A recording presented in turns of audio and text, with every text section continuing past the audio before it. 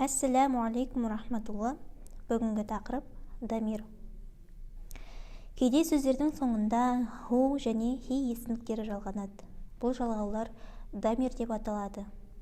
Егер ху дамирі сөздің соңында болып, харакасы даммалы болса, әрі алдыңғы және кейінгі әріптер харакалы болса, бұл жағдайда ху дамирінен кейін мәт әріптерінен уәу бар секілді созылып оқылады. Бұл көрінбейтін уәу әріпі жасырын уәу деп аталады. Мысалы, мәғәху, мәғәху, мәғәху әшиддәә, жәғәләху дәккән, қаумуху қала, расулуху вәлләзина, ربه بكلمات أخلده كلا.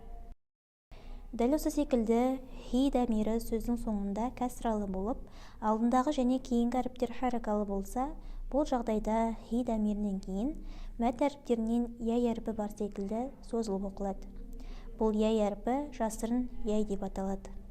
Мысалы, бихи, биhi innahu, biyadihi uqdatu, mislihi wad'u, bisihrihi famaza, wa kutubihi wa rusulihi, qablihi afala. Осымен дамир тақырыбы аяқталды. Егер сабақ түсінікті болса, видеоға лайк басып, арнаға тіркелуді ұмытпаңыз.